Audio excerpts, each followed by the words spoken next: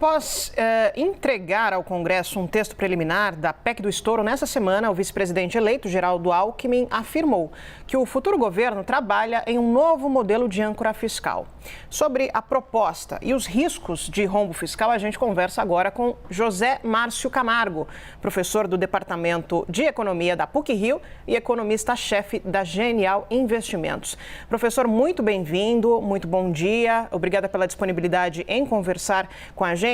A primeira pergunta que eu faço para o senhor é: qual é a sua avaliação, sobre o atual teto de gastos e também sobre a possibilidade de alterar esse regime? Muito bem-vindo.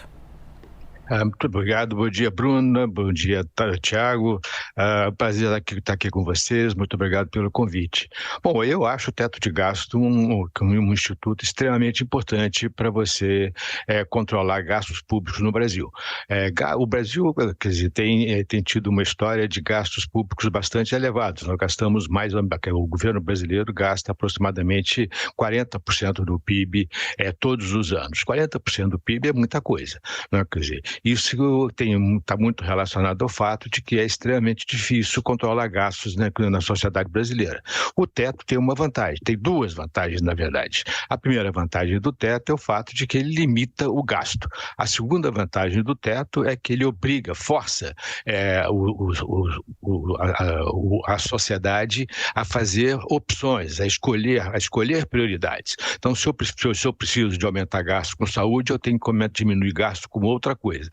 Existe muita coisa no Brasil, muitos gastos no Brasil que são gastos supérfluos, que realmente não são prioritários. Por outro lado, existe um conjunto de gastos que não são feitos e que são prioritários. O caso da saúde é um caso típico. Então, quer dizer, eu acho que o teto é muito importante. Agora, nós estamos passando por um período extremamente complicado, porque nós tivemos uma pandemia, a pandemia exigiu gastos extremamente importantes, muito grandes, tá certo? E que acabou que estourou o teto algumas vezes. Mas o teto em si, quer dizer, a vantagem de ter o teto é que toda vez que você estoura o teto, você tem que fazer uma reforma constitucional. Ou seja, é mais difícil você aumentar gastos com o teto do que se você não tiver o teto. E essa é a questão fundamental. A pergunta é como substituir essa âncora fiscal, quer dizer, essa instituição que força os governos a ter mais responsabilidade fiscal, por alguma outra âncora que seja crível e que tenha o mesmo efeito, ou seja, que consiga fazer com que os administradores públicos façam opções, definam prioridades no orçamento do governo. Professor, portanto, para dar sequência em qualquer discussão sobre teto de gastos, é preciso, antes de pensar pensar no que cortar? Certamente, quer dizer, do caso do Brasil, quer dizer, como a gente já tem um gasto público muito elevado como proporção do PIB, isso significa que nós temos um déficit público que tem que ser financiado com aumento de dívida. E o aumento de dívida exige que tenha alguém para financiar, e esse alguém sempre é o setor privado. Então, o que o governo faz é ter um déficit, como ele tem um déficit, ele tem que emitir dívida, ele emite dívida, alguém tem que comprar esses títulos. Quanto maior for a dívida como proporção do PIB, maior é a taxa de juros que os investidores demandam para comprar esses títulos, ou seja, vai ficando cada vez mais caro financiar o déficit.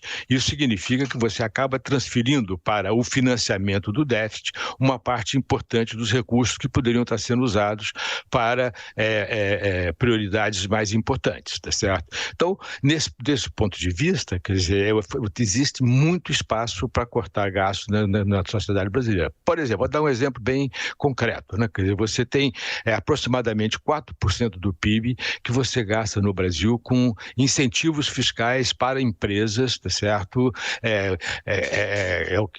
E que muitas vezes são incentivos fiscais que estão aí há décadas, há anos, e que foram deixados lá, tá certo? E não foram retirados simplesmente porque tem um lobby que garante no Congresso, garante no Executivo desses incentivos fiscais. É muito importante você limpar o orçamento desses incentivos fiscais.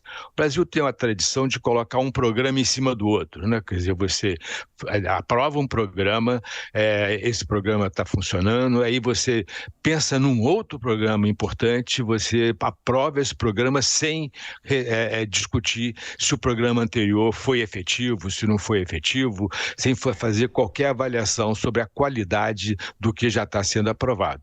E com isso você vai simplesmente tornando o orçamento cada vez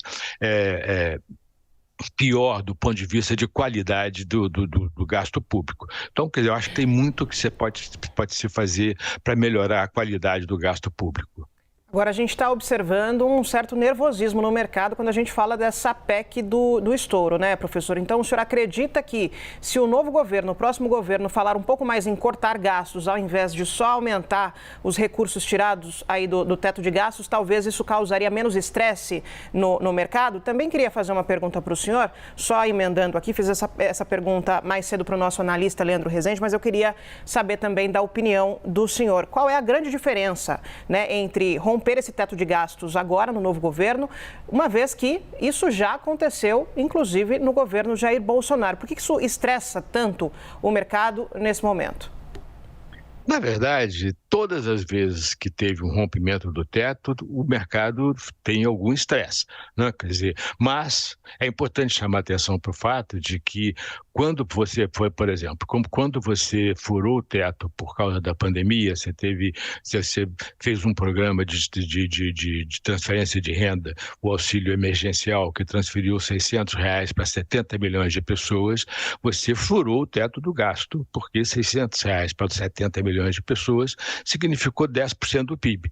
E isso aumentou o déficit público. Entretanto, no ano seguinte, em 2021, o governo fez um ajuste fiscal extremamente duro e gerou um superávit primário que fez com que a dívida voltasse para o nível anterior ao que aconteceu lá em 2020. Né? Quer dizer, então, o ponto importante aqui é você sinalizar para os investidores que existe uma trajetória de volta ao equilíbrio fiscal. Esse é que é o ponto importante.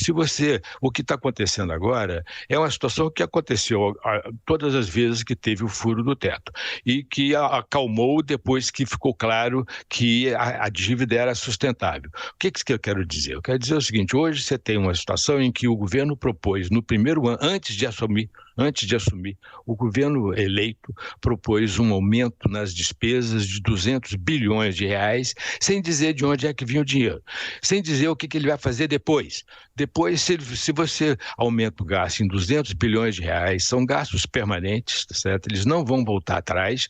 Se você aumenta esses gastos permanentes em 200 bilhões de reais, isso significa um aumento do déficit de aproximadamente 2% do PIB.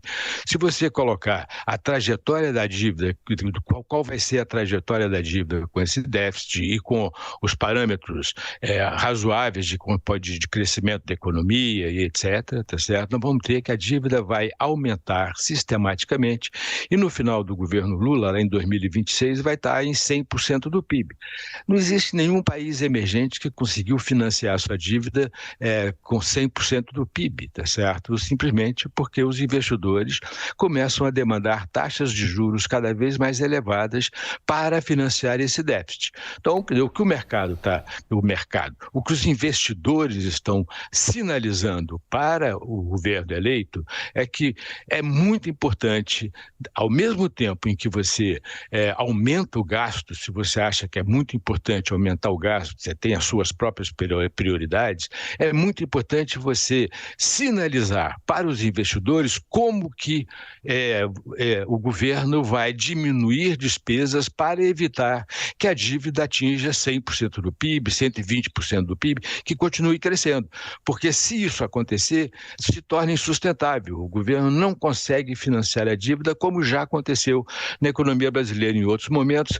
E o que acontece, você tem duas saídas. Ou você dá o calote explicitamente na dívida, não consegue pagar, ou você tem inflação e com a inflação você acaba não pagando a dívida em termos reais também. Então, quer dizer, esse é o ponto. é um sinal. O que os investidores estão mostrando para o governo eleito é que, escuta, nesta trajetória que vocês estão propondo, a dívida vai se tornar impagável. Então, o que eu faço é não financiar esta dívida neste momento. Então, quer dizer, o nervosismo é um nervosismo absolutamente natural, aconteceu todas as vezes que furou o teto e que depois, quer dizer, os investidores se acalmaram quando ficou claro que existia um retorno à trajetória de dívida sustentável. Esse é que é o ponto importante, quer dizer, é fundamental você desenhar uma volta à sustentabilidade da dívida se você quiser efetivamente aprovar uma proposta de aumento de gastos na ordem de 2% do PIB, que é o que está sendo proposto. Conversamos com José Márcio Camargo, economista-chefe da Genial Investimentos e professor do Departamento de Economia da PUC do Rio de Janeiro. Professor, muito obrigado. Muito obrigado, prazer estar aqui.